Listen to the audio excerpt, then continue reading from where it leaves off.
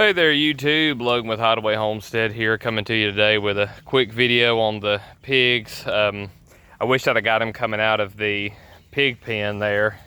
They came running down here to the mulberry tree, and I wanted to talk a little bit about why I think these Kunekunes are some of the best pigs for small homesteaders.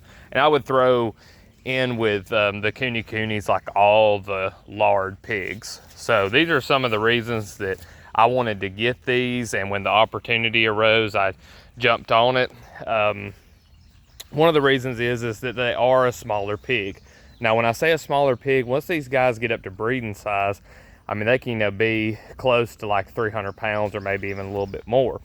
So it's not like they're a tiny animal. I mean, I weigh about 220, and so that's 80 pounds heavier than I am. With their low center of gravity, if that pig wants to do something, there's nothing that I can do physically to stop that pig. So just wanted to have that as kind of like a disclosure. When I say that they're small, they're smaller compared to like a pig that can get up to 600 to 1,000 pounds. So a little bit easier to manage. They are extremely good at foraging. We haven't really bought any feed for these pigs.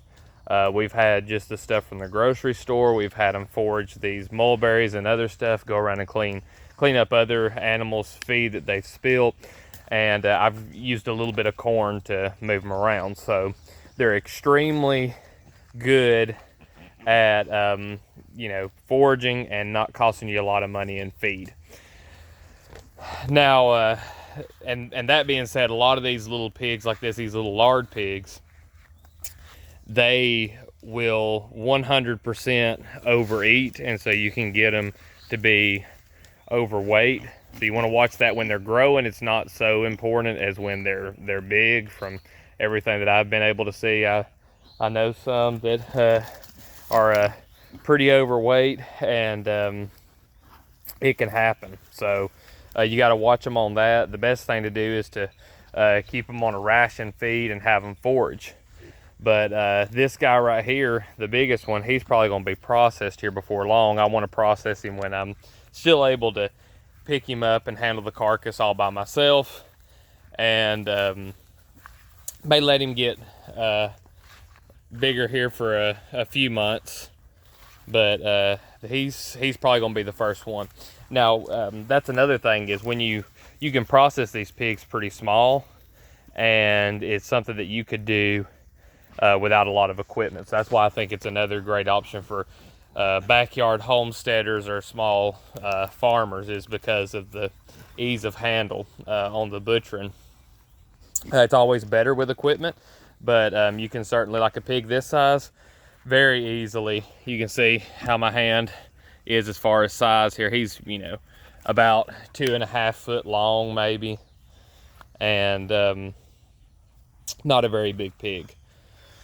So you can process them like you would other small animals, and they're just, I mean, they're a great cleanup crew. I can't imagine now not having these little piggies.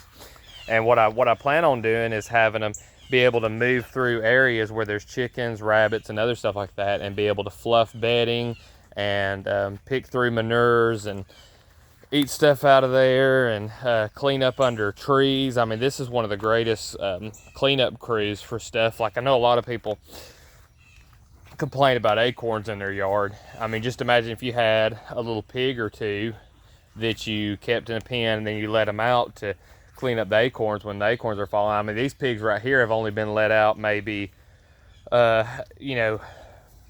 maybe a dozen times. I don't know. I think it's got to be less than that. And first place they run to is down here where they know the mulberries are falling. So they clean up all of the mulberries that have fallen on the ground. We harvest from time to time during this season and get as many as we can, but there's just so many. Like, I mean, not even the birds can eat them all, and they're constantly coming in. And the pigs here, none of this goes to waste. Instead of just going back to the ground, it can be turned into bacon. They're great for cleaning up in around orchards and stuff, as long as they're monitored and they're not allowed to dig up and root up trees. So yeah, they're a wonderful, wonderful choice for the Homestead for somebody who's wanting to do something a little smaller scale. And I mean, they're super friendly, super intelligent. They work pretty well on doing this controlled free ranging, you know, just during certain periods of time during the day.